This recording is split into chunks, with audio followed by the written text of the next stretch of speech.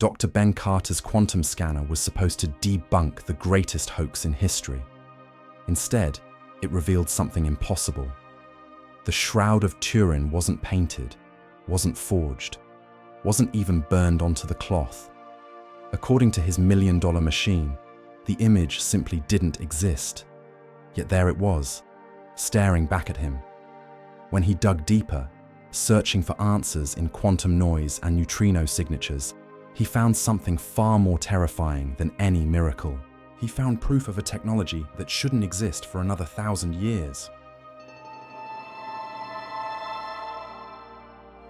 The chamber was ancient, a stone vault buried deep in the foundations of the Vatican. But the room built within it was from another century entirely.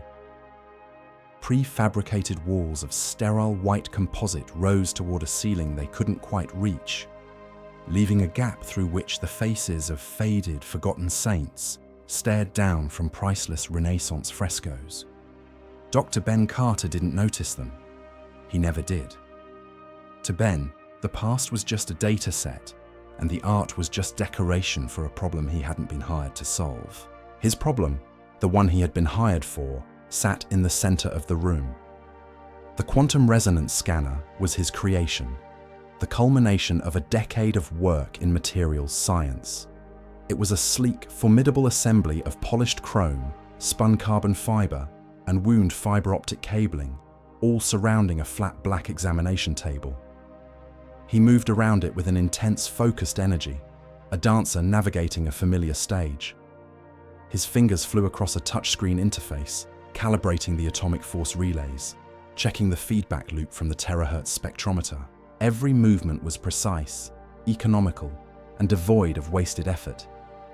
He wore a modern navy blue polo shirt, the collar crisp, an island of clean secular lines in a city defined by ancient curves and transcendent faith.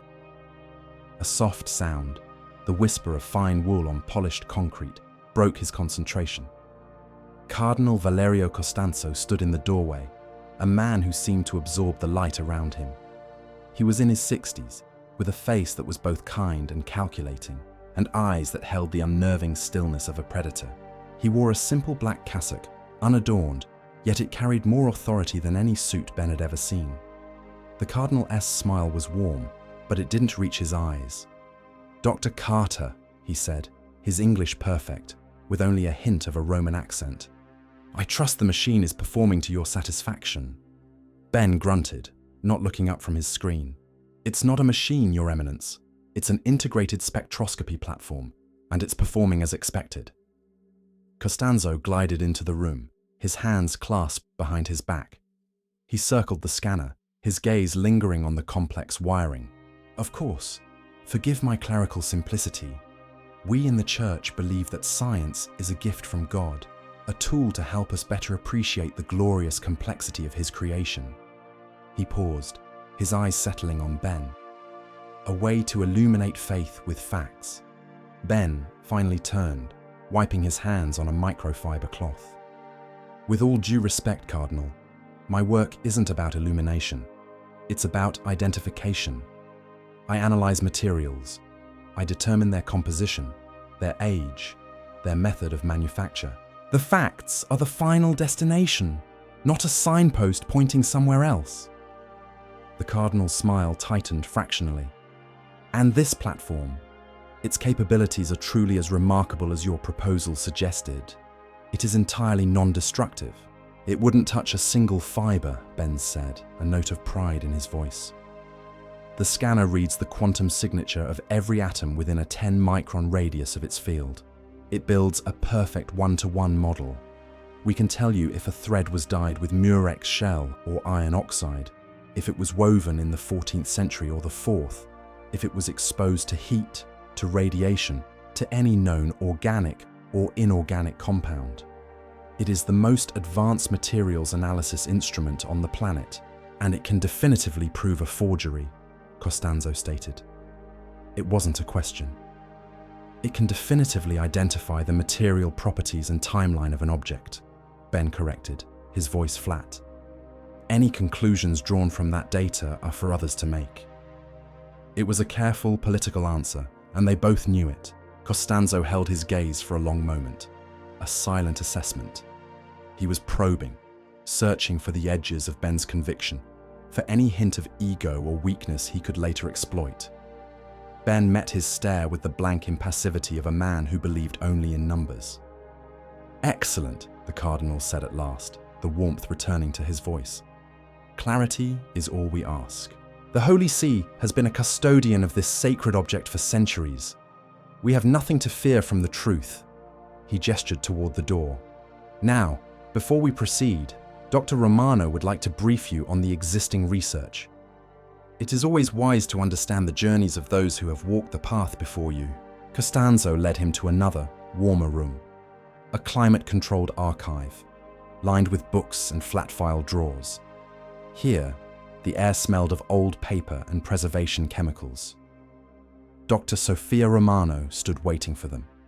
She was in her late 30s, with a scholarly focus in her eyes that was softened by a genuine, palpable warmth. She was the lead historian and archivist for the Shroud, and as she spoke, Ben could hear the quiet reverence in her voice, a stark contrast to the Cardinal's cool control.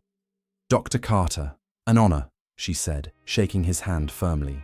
"I have read your papers on subatomic imaging. They are formidable." On a large table, she had laid out the history of the Shroud's scientific inquiry. She pointed to a copy of the 1988 report. "The carbon dating," she began, "the one that placed the cloth in the 13th or 14th century. A powerful piece of data, but one that has always been contested. The sample was taken from a corner that was repaired by nuns in the 16th century after a fire. The area was contaminated with cotton from the patch, cleaned with oils. The test was compromised from the start." She moved to another file, showing him infrared and ultraviolet photographs. These showed that the image is not a paint or a dye. There are no brushstrokes. The image appears to be a surface phenomenon, something that changed the color of the topmost fibrils of the linen. She explained the scorch theory, the acid pigment theory, and a dozen others, detailing the scientific objections to each with academic precision. Ben listened politely, nodding, but his mind was already dismissing it all. He saw it as a history of failure, of lesser technologies and compromised methods.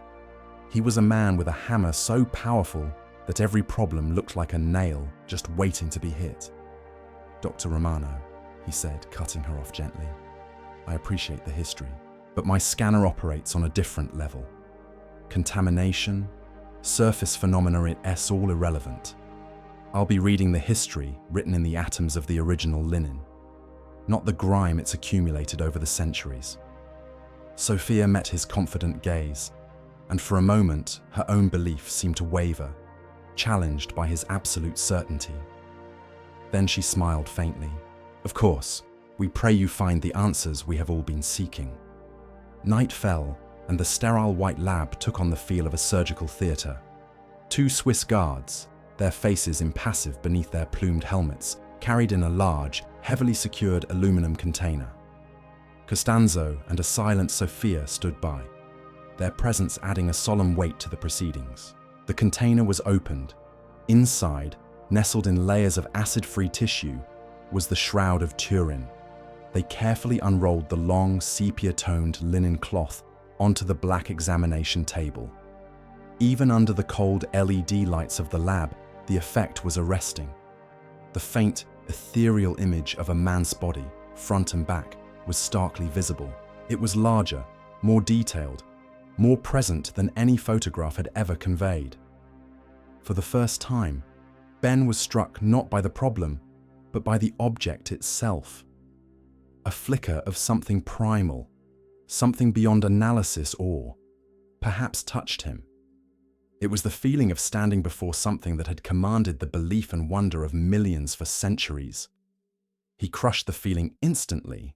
It was data. Just data. He took a steadying breath, his professional mask locking back into place. He turned to his console, his fingers moving with renewed purpose. "Initiating scan," he announced to the silent room. He pressed the final command. The quantum resonance scanner hummed to life. A soft, shifting field of multicolored light, bathed the ancient cloth, a silent, non-invasive cascade of sensors and photons. The light was gentle, reverent even, in a way that Ben was not. He stared at the primary monitor, watching the first lines of data begin to scroll across the screen. Confident he knew exactly what they would say, he expected a quick, clean result, a chemical signature, a heat marker, the clear, irrefutable proof of a medieval forgery, an ending. But it wasn't an ending. It was a beginning. Hours bled into one another. The lab, once a symbol of clinical precision, had become Ben's personal purgatory. He sat hunched before the primary monitor, the steady, silent scroll of data a testament to his failure. His face, illuminated by the screen's cold light, was a mask of raw disbelief. He had run the primary analysis 7 times. Each time, the result was the same: impossible. He muttered the results to himself, the words a litany of defiance against the facts his own machine was feeding him. Negative for organic pigments, negative for metalloproteins, no trace of hemoglobin. He ran a hand through his already disheveled hair, his knuckles white. Negative for iron oxide, no residual particulates of any known artistic medium post 100 BC. He swiped to the next data set, the thermal analysis. Negative for heat searing above the first fibril layer. Uniform thermal history across the entire cloth. It wasn't burned on. It wasn't painted on. His voice was a low, guttural whisper of frustration. The image wasn't a coating. It wasn't a stain. It wasn't on the cloth at all. According to every shred of data his multi-million-dollar, state-of-the-art scanner could produce, there was nothing there but linen. Ancient linen, yes, but nothing more. The image, the ghostly figure that had captivated the world, simply did not exist as a physical addition to the fabric. And yet, he could see it with his own eyes, lying there on the table. The contradiction was so profound, so absolute, it felt like a personal insult. His machine, an extension of his own mind, was telling him that what he saw before him could not be real. Night erased the day, and the sterile lab became a cage where Ben paced, a man at war with his own creation. The initial frustration had hardened into a feverish, grinding obsession. His sleek workspace was now a disaster zone of scattered printouts, empty paper coffee cups, and scrawled, frantic notes. He slept in 2-hour increments in his chair, waking with a jolt to the relentless, quiet hum of the scanner he was beginning to hate. This was no longer about proving a forgery. This was about proving he wasn't wrong. His entire professional identity was built on the unshakable pillar that everything could be measured, identified, and explained. That pillar was crumbling into dust. He launched into a frantic, systematic assault on his own work. He ran deep-level diagnostics on the scanner, testing every circuit, every sensor, convinced of a subtle malfunction. The results came back perfect. He rewrote entire sections of the analysis code from scratch, searching for a bug, a rounding error, anything that could account for the anomaly. The code was flawless. He recalibrated the quantum relays, cross-referencing their output with baseline readings from a control sample of 1st century Egyptian linen he brought with him. The machine was performing with textbook precision. He spent an entire night with the scanner's 3D model of the shroud on one screen and the live data stream on the other. He watched, molecule by molecule, as the scanner confirmed the image was not paint, not scorch, not dye, but a structural change. The very cellulose of the linen fibrils in the image areas had been altered at a subatomic level, their molecular chains dehydrated in a way that changed their refractive index, making them appear darker. It was a process with no known historical parallel, and no known scientific one either. Every test, every attempt to falsify the result, only served to confirm the impossible. His certainty, once a fortress, had eroded completely, leaving only the raw, exposed nerve of his obsession. Drained and defeated, Ben finally left the lab, blinking in the unfamiliar light of day. He found Sophia in the tranquil grandeur of the Vatican library. Sunlight streamed through the high, arched windows, illuminating floating dust motes like tiny, drifting stars. The The silence was a balm after the oppressive hum of the lab. Sophia sat at a heavy oak table, poring over a medieval manuscript. She looked up as he approached, and her warm smile faltered as she saw the state of him. His eyes were bloodshot, his face pale with exhaustion. He didn't sit. He loomed over the table, his energy too frayed to be contained. "Sophia," he began, his voice raspy. He couldn't bring himself to admit the truth, to voice the full extent of his failure. His pride wouldn't allow it. "Hypothetically," he said, the word feeling clumsy and alien in his mouth. "Is there any known medieval technique, a lost art perhaps, for altering the very structure of linen fiber?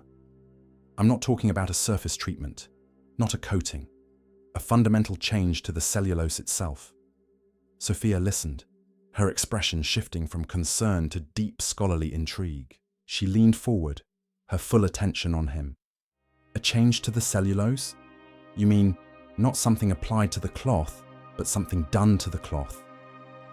"Exactly," Ben said, a flicker of desperate hope in his eyes.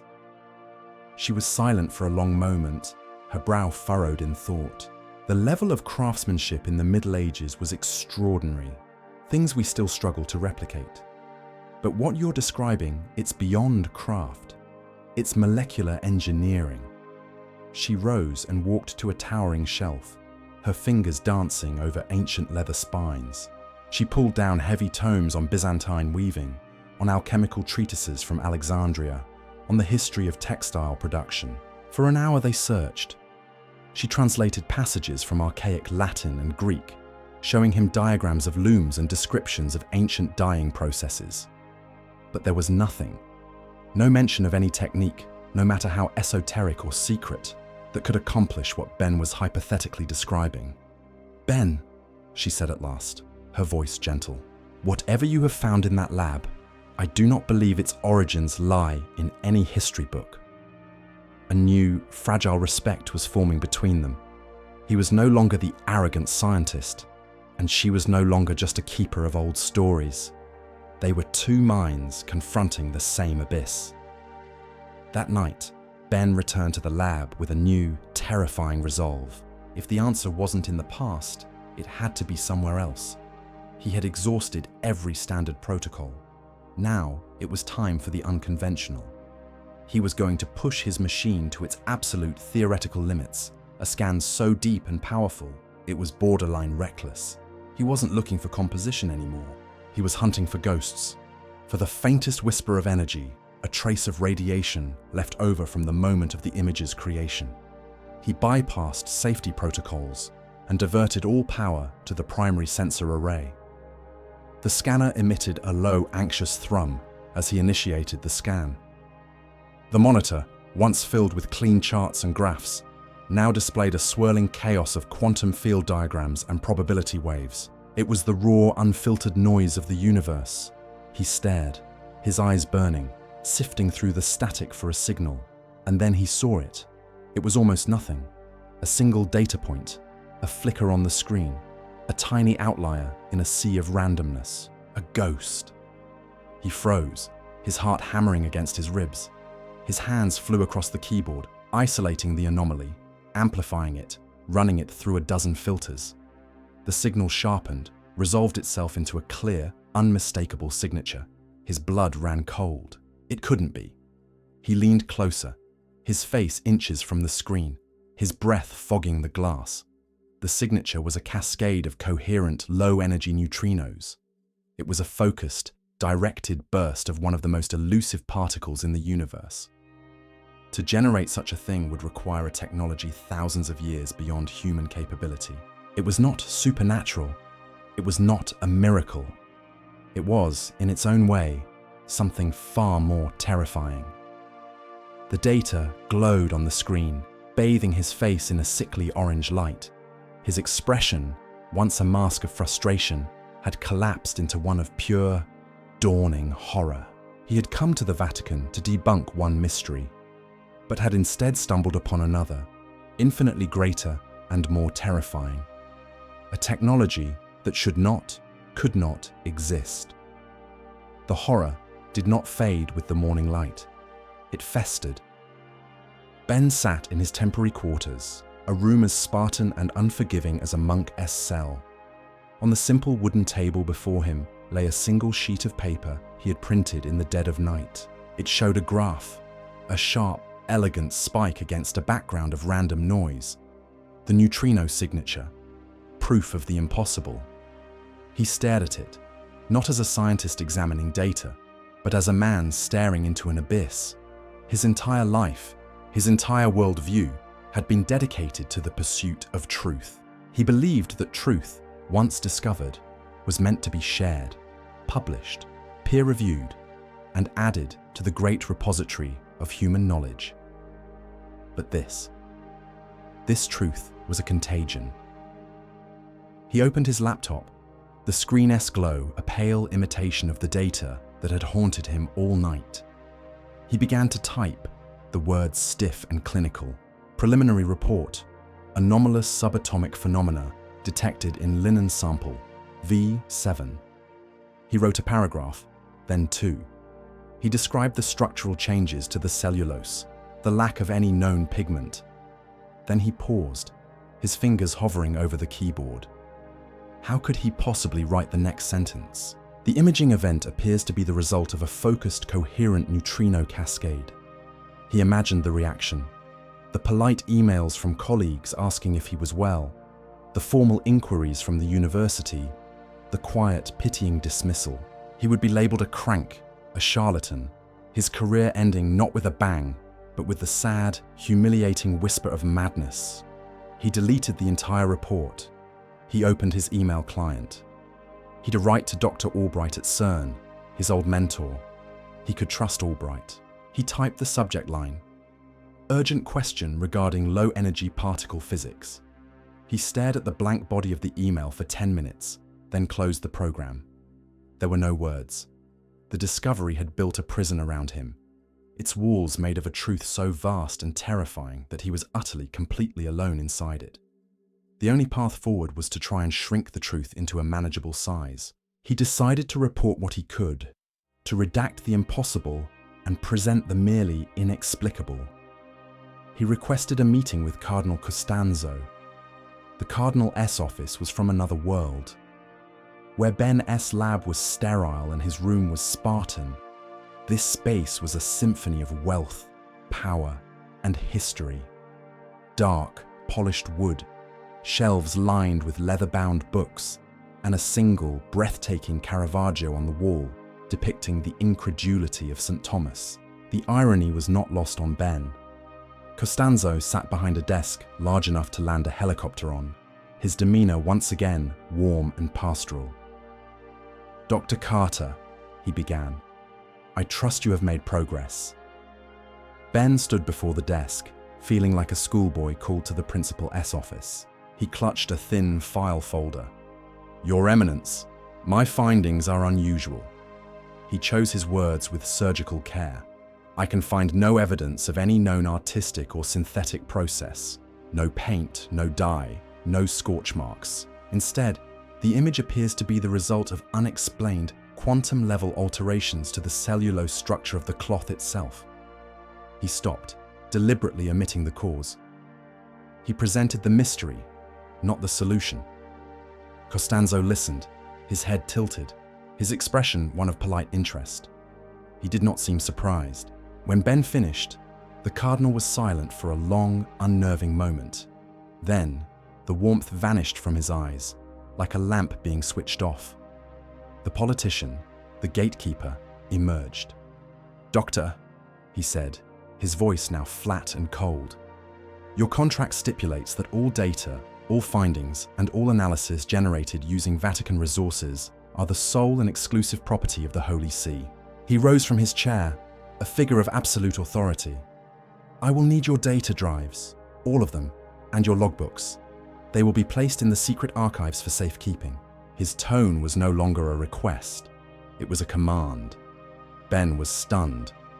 "With all due respect, the data is complex. It requires interpretation." "The Church has been interpreting complex truths for 2,000 years, Costanzo interrupted, his voice like ice. We will ensure it receives the proper context. Your work here is done, Doctor. It is under review. Ben returned to his lab to find two stone-faced men waiting with the Cardinal. They weren't priests. They wore sharp modern suits and moved with the quiet efficiency of government agents. They were Vatican security. Without a word, they began to systematically dismantle his life's work. They unplugged his data drives, collected his logbooks, and boxed up his printouts. Ben protested, his voice rising with a mixture of anger and panic. But Costanzo stood by, his arms crossed, his expression unreadable. Ben was powerless. He was a guest, an employee, a foreigner in a sovereign state that answered to no one. "You can't just take it," he insisted. "This is my research." "This is the property of the Holy See," Costanzo replied coolly. "You are to remain here at the Vatican until our review is complete. Consider it an extended sabbatical." He was a prisoner. As the officers packed his main laptop into a secure case, Ben, in a small, desperate act of rebellion, turned his back to them, pretending to gather some personal cables. With a swift practice movement, he ejected the tiny micro SD card from its hidden slot on the side of the machine and slipped it into his pocket. It was a grain of sand, an insignificant speck, but it was his. It was the only copy of the truth he had left. That night, defeated and alone in his silent lab, Ben slid the micro SD card into the Scanner S auxiliary port. The main data banks were wiped, but the Scanner S diagnostic software could still read the raw data from the card. He wasn't looking for a cause anymore. He knew the cause. He was just running numbers, a frantic, meaningless exercise to keep his mind from imploding. He pulled up a temporal analysis of the neutrino signature, charting its energy dissipation over time. The result was a graph on the screen, a simple, elegant, terrifying line. It was a clear, steady decay curve. The energy signature wasn't stable. It was fading. He ran an extrapolation, his fingers cold on the keyboard. He extended the line forward in time, weeks, months. His breath caught in his throat. The signature, the very quantum information that held the image in place, was decaying. Within a matter of months, it would reach zero. The image wasn't just ancient, it was temporary. The impossible technology was flawed, subject to the same universal law of entropy as everything else. The miracle was running out of time. There was only one person he could turn to. He found Sophia in the library, a place that had become his only sanctuary. She saw the raw desperation in his eyes and knew something was terribly wrong. In a torrent of whispered words, he told her everything: the quantum alterations, the impossible neutrino signature, Costanzo S. confiscation of his data, and finally, the decay, the fact that the image itself was fading away. Sophia was rocked back on her heels, her face pale. Everything she believed, her faith in God, her loyalty to the church, her reverence for the shroud, was thrown into a violent conflict. She stared at Ben's terrified face. Then her gaze drifted past him to a large, ancient crucifix that hung on the far wall. She was caught between the man of science presenting an impossible fact and the symbol of her entire life's faith. For what felt like an eternity, she was silent. Ben could see the war raging within her. Then she took a deep, steadying breath. Her choice was made. She leaned in close, her voice a barely audible whisper. "There are archives beneath the archives," she said, her eyes alight with a new, dangerous fire. Things the church itself has forgotten, suppressed research, heretical discoveries. If there is an answer to this, it will not be in a place Costanzo controls. She met his gaze, her decision absolute. It will be there. Sophia led him down a narrow spiral staircase that wasn't on any public map of the Vatican. The air grew colder, damper, smelling of stone and centuries of stillness. They emerged into a forgotten corridor, a simple stone passage lit by bare, dusty bulbs spaced far apart. At the very end was a heavy iron door. its surface a landscape of rust and corrosion. Sophia produced an old, ornate key from her pocket, a piece of metal that looked as ancient as the lock it was meant for. "For centuries," she whispered, her voice echoing slightly in the passage, "the Church has debated what to do with truths that are inconvenient, things that don't fit the established narrative. Most are destroyed, but some were deemed too dangerous to burn, yet too heretical to exist." The key turned with a deafening shriek of protesting metal. She put her shoulder to the door and pushed. It swung inward on groaning hinges, releasing a gust of air thick with the smell of decay.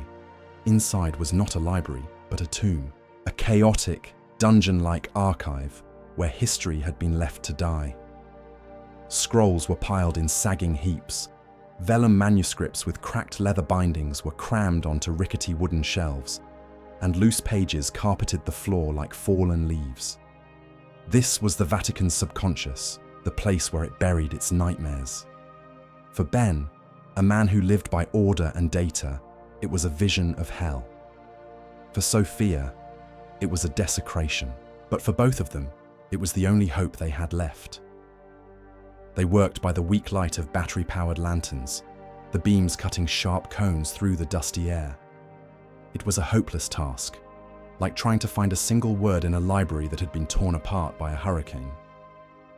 Sophia, with her knowledge of ecclesiastical history, focused on records from the mid-14th century, the period just after the shroud first appeared in historical records in France. Ben, meanwhile, looked for anything that resembled scientific inquiry notes on alchemy, astronomy, natural philosophy. Hours passed. Then Sophia made a sound, a sharp intake of breath. "Ben, look at this." She was holding a small, vellum-bound journal. It was the personal diary of a Cardinal investigator named Giovanni Fieschi, tasked in 1358 with investigating the newly surfaced shroud that was drawing pilgrims and controversy. His handwriting was an elegant, spidery script in archaic Latin.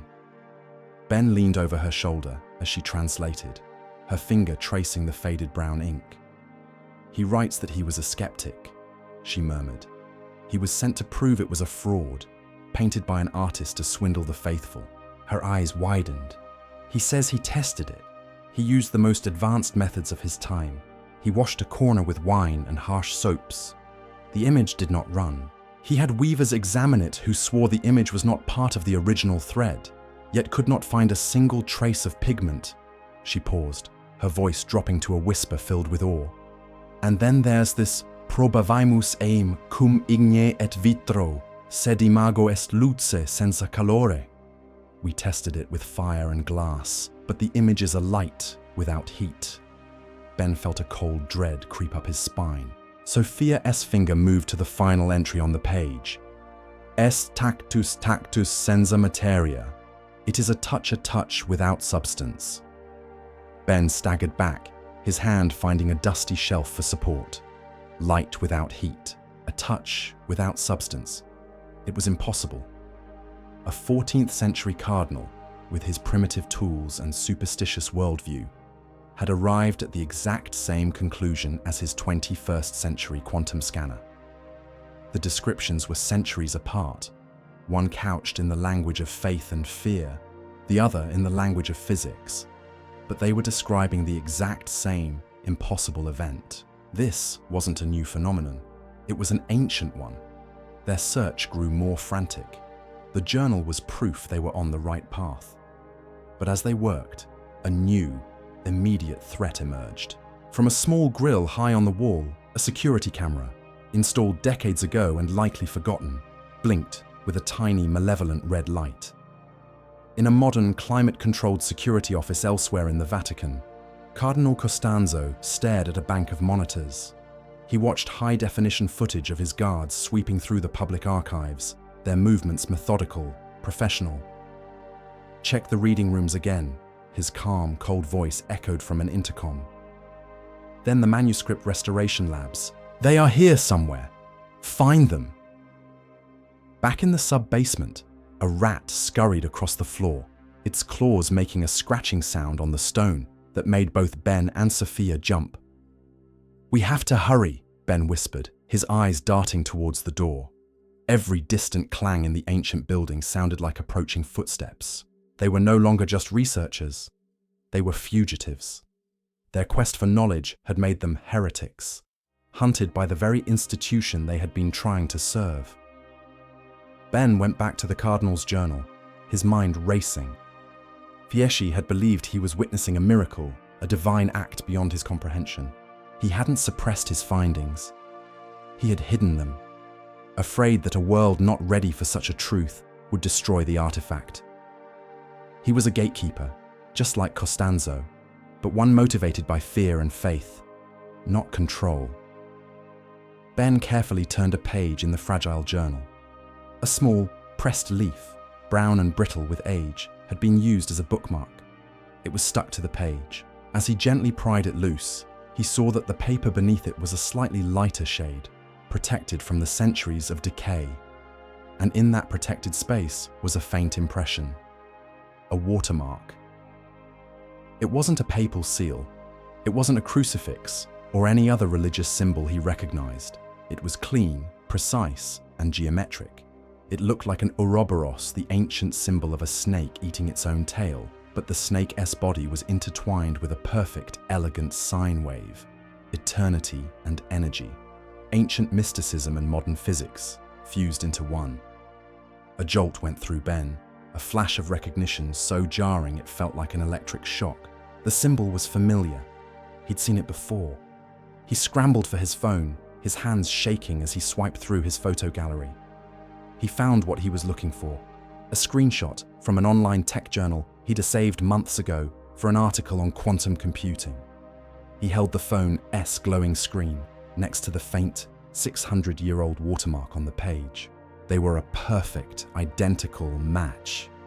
"Sophia," he said, his voice barely a whisper. She looked at the phone, then at the book, her eyes wide with confusion. "What is it?" "It is a logo," Ben breathed, the pieces of the puzzle crashing into place with sickening force, revealing a picture more monstrous than he could ever have imagined. "It's the logo for a company, Aeterna, Julian Caldwell's company." The mystery was no longer about faith versus science. It was about something else entirely, a third player, a shadow power whose existence defied all logic, had just stepped out of the darkness. "Julian Caldwell," Ben whispered, the name feeling alien in the ancient dusty archive. Sophia stared at him, her face a mask of confusion. "He's a ghost," Ben continued, his mind racing, connecting dots that spanned centuries. A tech billionaire who dropped off the map 5 years ago. He poured his entire fortune into one obsession he called quantum archaeology. The idea that information is never truly lost, that the past doesn't just disappear, it leaves echoes, quantum signatures imprinted on the very fabric of space-time. He looked from the phone to the ancient journal. He wasn't trying to look at the past. He was trying to write to it.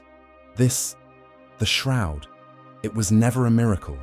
It was never a medieval forgery. It was a proof of concept. A test. A test of what? Sophia breathed. His technology, Ben said, the full, monstrous picture becoming clear. A way to project information through time and space using focused neutrino beams. He didn't create a picture. He created a data file. He imprinted the information of a man's body onto a piece of cloth to see if it would stick. The decay I detected, it isn't age. It's the power source running down. It's a battery dying. The weight of it all hit Sophia and Costanzo. "Costanzo isn't protecting the faith," Ben said, a bitter understanding dawning. "The Vatican must be Aeterna's biggest client, or its partner. He's not protecting a holy relic. He's protecting his supplier. He's protecting the secret of a technology so powerful it makes miracles irrelevant." The ultimate rational explanation was here, but it wasn't small and simple. It was a science so advanced, so powerful, it was functionally its own kind of deity, a god of silicon and wires. They had to get back to the lab. It was their only chance. Using Sophia's intimate knowledge of the Vatican's hidden passages and forgotten service tunnels, they began a tense, silent journey back to the heart of the complex. Every shadow seemed to hold a guard. Every distant echo sounded like a shout. They were mice in a maze, hunted by forces they barely understood. They slipped back into the main laboratory, a sterile white island in the sea of history. The shroud was still there, lying on the examination table, an object of quiet, unknowable power. The guards were close.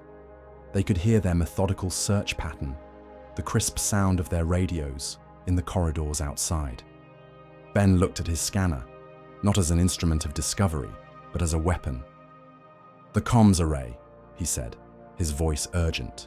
"It's powerful enough to bypass their internal firewalls, to broadcast directly to an open satellite uplink." Sophia understood immediately. "You're going to release it." "Everything," Ben confirmed. "The neutrino data, the cellulose degradation analysis, the decay curve, the Aeterna logo from Fischi's journal. We create a truth so big, so contradictory, so insane that no one can contain it. We give it to everyone." It was a desperate, final act of rebellion against the gatekeepers of both faith and science. The race began. Ben's fingers flew across the keyboard, his movements a blur of controlled panic. He bypassed his own security protocols, packaging terabytes of raw data into a single, compressed burst. The code was a torrent of information, a story told in the language of physics. Sophia stood guard at the door, her ear pressed against the cold metal, listening. "They're coming," she whispered, her voice tight with fear. "I hear them at the end of the hall." She dragged a heavy steel cart filled with discarded equipment and wedged it against the door, a flimsy barricade against the inevitable. Ben initiated the upload. A single progress bar appeared on the main screen, a thin green line crawling from left to right. "It's working," he said, "but it's slow. The file is massive." A heavy thud shook the door. Then another. The guards were no longer searching, they were assaulting. They began pounding on the door, the rhythmic, brutal impacts echoing the frantic beating of Ben's heart. The wood around the lock began to splinter. Sophia threw her full weight against the cart, her face pale but resolute. "It's at 40%! Ben yelled over the noise. The pounding grew more ferocious. A crack appeared in the door. 60%! The green line crept across the screen with agonizing slowness. The door groaned, the hinges screaming in protest. A powerful impact sent a web of splinters across its surface. Suddenly, with a final explosive crash, the door burst inward, sending the cart screeching across the floor. But it wasn't the guards who stood in the shattered doorway. It was Cardinal Costanzo, alone. He wasn't angry. He didn't shout.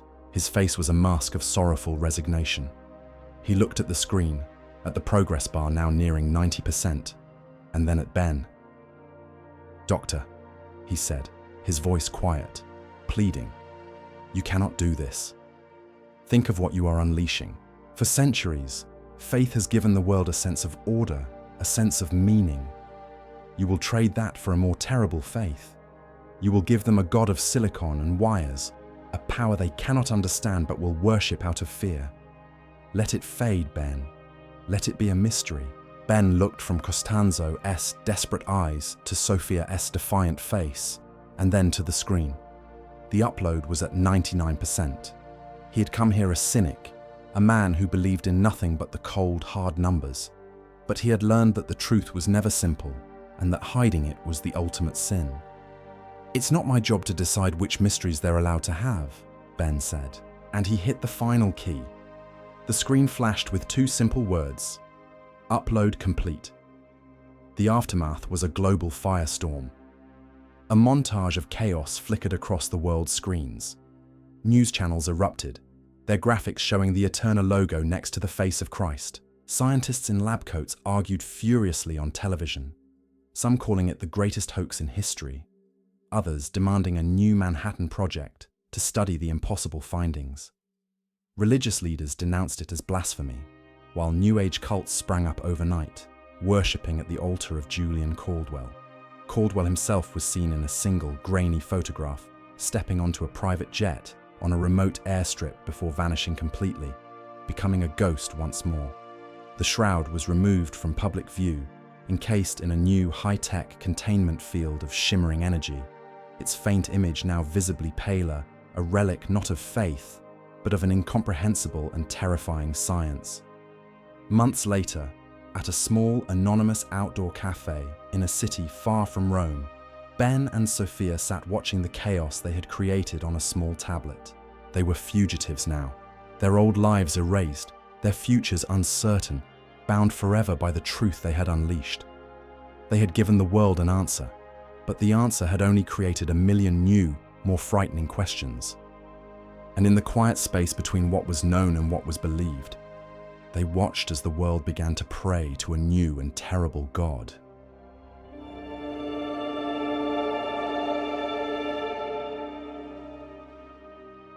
What an incredible story. It starts with a simple premise we're all familiar with: science versus faith. The determined scientist, Dr. Ben Carter, sets out to debunk a sacred relic, armed with logic and data. But the story takes a fascinating turn.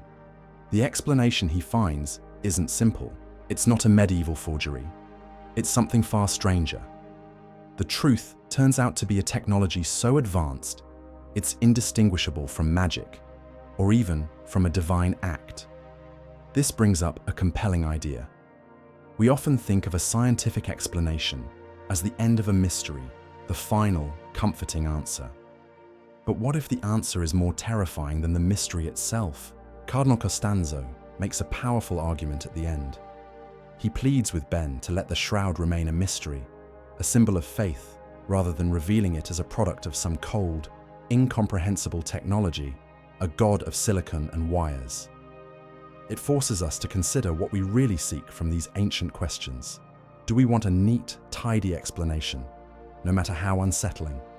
Or is there a fundamental human need for the unexplained, for mysteries that allow for faith and wonder? The story suggests that even when given a scientific answer, our impulse is to create a new mythology around it. It really makes you think. If you were in that lab with your hand on the keyboard, what would you have done? Would you release a terrifying truth, or would you preserve a beautiful mystery?